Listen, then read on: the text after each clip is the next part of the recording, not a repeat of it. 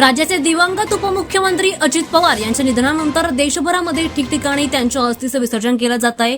यापैकी एक अस्थि कलश बीडमध्ये आज आणण्यात आला होता। या कलशातील अस्थींचं आज गोदावरी नदीमध्ये विसर्जन करण्यात आलंय। अजित पवार ज्यावेळी बीड जिल्ह्याच्या दौऱ्यावर यायचे तेव्हा ते ज्या मर्सिडीजमधून कारमधून प्रवास करायचे, आज त्याच कारमधून त्यांचा अस्थि कलश गोदावरी नदीच्या दिशेने नेण्यात आला। सकाळी 10 वाजताच्या सुमारास राष्ट्रवादी मध्यवर्ती कार्यालयात कार्यकर्त्यांसाठी आणि नागरिकांसाठी अस्थि दर्शन उपलब्ध करण्यात आलं होतं। यावेळी आमदार धनंजय मुंडे, विजयसिंग पंडित, प्रकाश सोळंके यांच्यासह माजी आमदारांनी देखील अजित पवारांच्या अस्थि कलशाचं दर्शन घेऊन श्रद्धांजली अर्पण केली। अजित पवार बीड दौऱ्यात ज्या गाडीतून फिरायचे त्याच गाडीतून गोदावरी नदीच्या काठी असलेल्या शनी मंदिर येथे हे कलश नेऊन अजितदादांच्या अस्थीचं विसर्जन करण्यात आल्याचं पाहायला मिळत आहे। धनंजय मुंडे अस्थि कलशाच्या दर्शनासाठी सभागृहात दाखल होताच एका एआयच्या माध्यमातून निर्मित केलेला एक ऑडिओ देखील यावेळी लावण्यात आला होता आणि त्यांना शेवटचा निरोप यावेळी देण्यात आला। त्या दरम्यान सर्वच जण भाऊक झाल्याचं पाहायला मिळालं। अजितदादा यांचा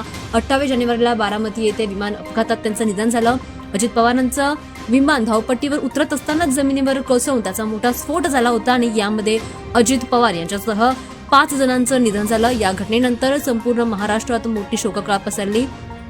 अजित पवार यांच्या पार्थिवावर अंत्यसंस्कार करण्यात आलं होतं। विद्याप्रतिष्ठानच्या मैदानामध्ये त्यांच्यावर अंत्यसंस्कार करण्यात आलं होतं आणि त्यानंतर आता ठिकठिकाणी त्यांच्या अस्थीचं विसर्जन देखील करतानाचं पाहायला मिळतं।